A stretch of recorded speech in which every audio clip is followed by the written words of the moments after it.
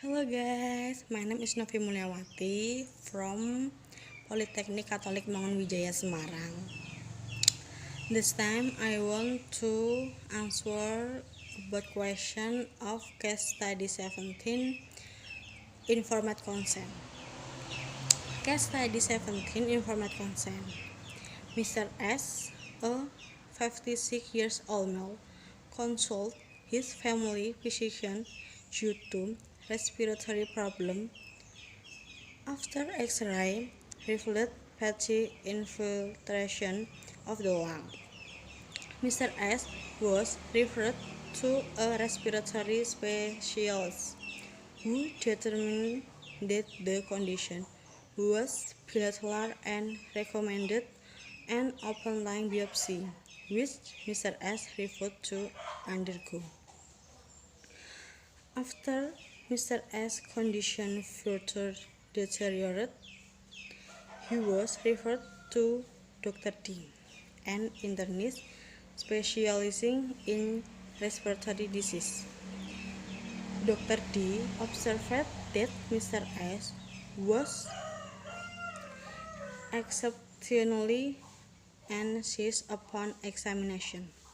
The doctor's initial diagnosis was progressive pulmonary fibrosis of the interstitial pulmonary tube, probably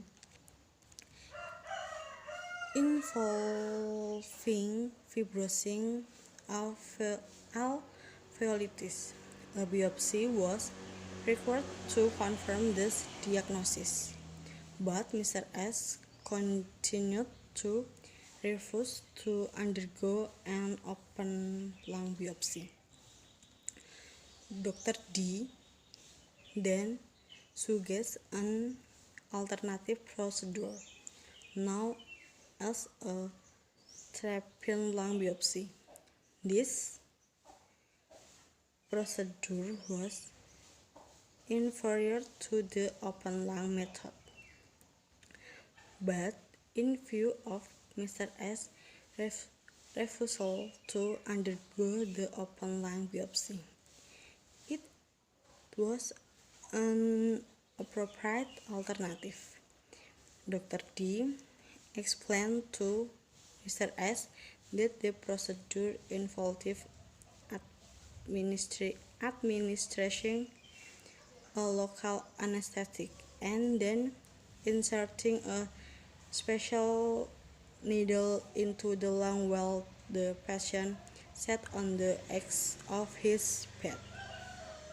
He also told the patient the needle would the attached to a gel. Dr. D then outlined the procedure risks, advising Mr. S that the procedure was usually virtually painless, but did have two possible complications. Dr. D did not mention to Mr. S that the procedure also involved risks of perforating the spine or the liver, an uncommon risk but not as common as death. Apparently, Dr. D was not aware of the risks. Mr. S consented in agreeing to the tracheal biopsy procedure. Prior to the procedure, Mr. S was anxious, oppressive, and nervous. He told Dr. D he could not afford to die. He was given atropine and sedative with normal and accepted doses morphine. Once Mr. S had been sedated, Dr. D gave him instructions and demonstrated the equipment to him. After a local anesthetic was administered, the operation began. At, at a critical juncture, Mr. S was directed to hold his breath.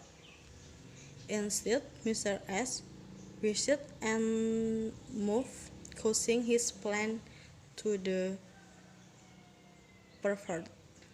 Mr. D told Mr. S that the required sample had not been obtained, but did not yet disclose that the spleen had been perforated.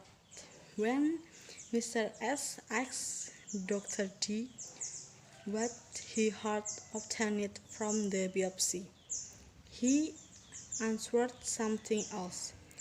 It soon became painful obvious that Mr. L's spleen had ruptured and had to be surgically removed. The question is taking into consideration that Mr. S was an extremely anxious patient.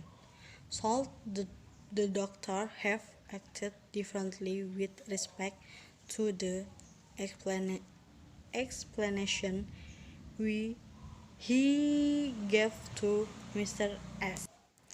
My open answer is yes, because the obligation of the physician is to strictly adhere to the rules of informed consent as part of the autonomy and respect he is obligated to his patient.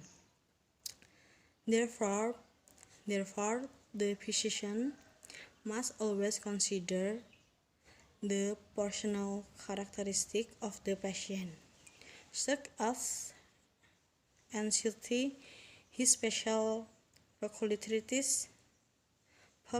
peculiarities, as marks exercise, and his unique personality, and relate to it by providing the relevant explanation.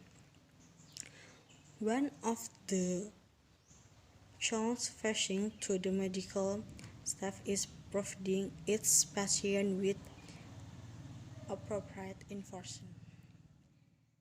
This is my consider. Thank you.